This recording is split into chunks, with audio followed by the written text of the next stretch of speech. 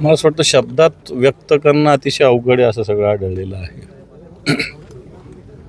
ज्या व्यथा आहे, ज्या वेदना आहे, हे आता कोणी समजून घेईल की नाही घेईल मला माहिती नाही, कारण ह्या संवेदना आता माणसाच्या मनात आहे की नाही. आता हे माझ्या शेजारी उभे आहेत, 40 म्हशी आणि 15 गाई, त्याही चांगल्या जातीच्या, हे त्यांच्या डोळ्यात देखत वाहून गेले. आता शहरातल्या लोकांना दूध खाणं माहिती आहे, परंतु हे दूध कसं निर्माण करतं, त्याला काय काय मेहनत करावी लागते, मला असं वाटतं यांनाच माहिती.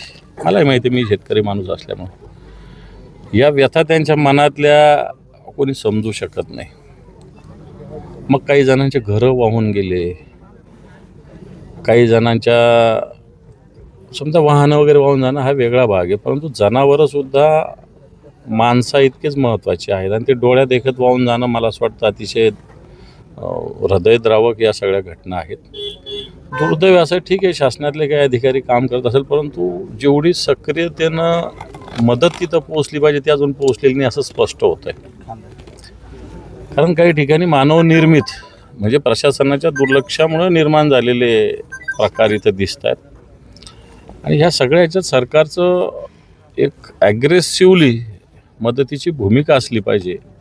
परंतु हा भाग एकदम पार कर्नाटका, तेलंगणा, आंध्रा याच्या जवळचा भाग आहे सगळा आणि इथं प्रशासन असो की सरकार असो ज्या गतीनं पोचायला पाहिजे, ठीक इथले अधिकारी, तहसीलदार, SDM येतात, तर त्यांची ताकद ही काय आहे, पंचनामा करून घेण्यापुरती आहे, अहवाल पाठवण्यापुरती, निर्णय घेण्यापुरती थोडी आहे. आणि म्हणून निर्णय घेणारे लोक अजून इथं पोहोचलेले नाही. या जिल्ह्यातले जे काही नेतृत्व करणारे लोक आहेत, मी ऐकलं लंडनला आहेत, पालकमंत्री लंडनला आहेत, काही जण गौतमी पाटलाच्या कार्यक्रमात आहेत, असावे, त्यांना शुभेच्छा आहे. पण वाटतं या व्यथा निश्चित सरकारच्या दरबारी मी मांडेल.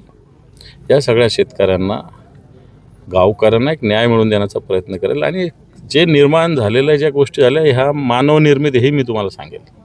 कारण ज्या पद्धतीनं सरकारने, प्रशासनाने लक्ष द्यायला पाहिजे ते लक्ष दिलेलं नाही.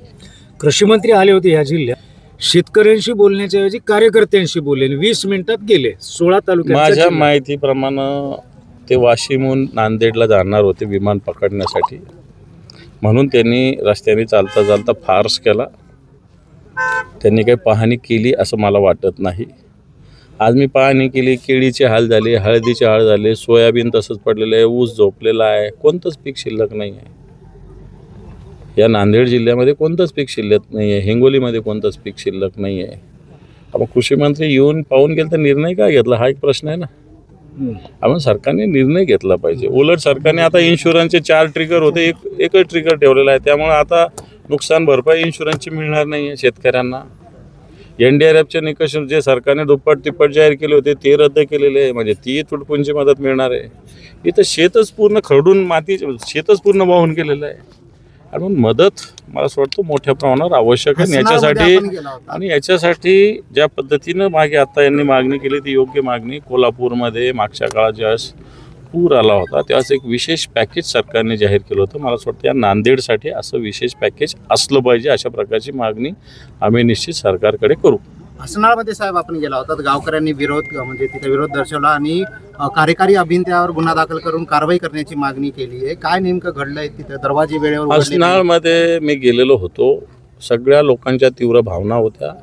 तिडके नावाचा जो अभियंता आहे त्याच्यावर कारवाई करा, त्याला अटक करा, अशा प्रकारची मागणी या मंडळींनी केलेली आहे. कारण या तिडकेने या नागरिकांना, या गावच्या लोकांना फसवणूक केलेली आहे. कारण त्यांनी पाणी किती सोडणार हे शेतकऱ्यांना, गावकऱ्यांना सांगितलं होतं, प्रत्यक्षात त्याच्यापेक्षा जास्त पाणी तिथं सोडलेलं आहे. परिणामी झोपेत असताना पाणी आलं आणि अख्खं गाव पाण्यात बुडालेलं आहे. आता सरपंचाची पत्नीच गेली त्याच्यामध्ये, प्रत्यक्ष सरपंचाची पत्नी. बाकीचे सामान्य नागरिक तर त्यांचे ताट वाटीसुद्धा त्यांची बाकी राहिलेली नाही, सगळे कागदपत्र हरवून गेले त्यांचे. आणि मला वाटतं याला प्रशासनाचा बेपर्वाईपणा, बेमुरवतखोरपणा याला जबाबदार आहे. न्यूज 18 लोकमत बातमी दाखवली होती, बातमी बघितली होती.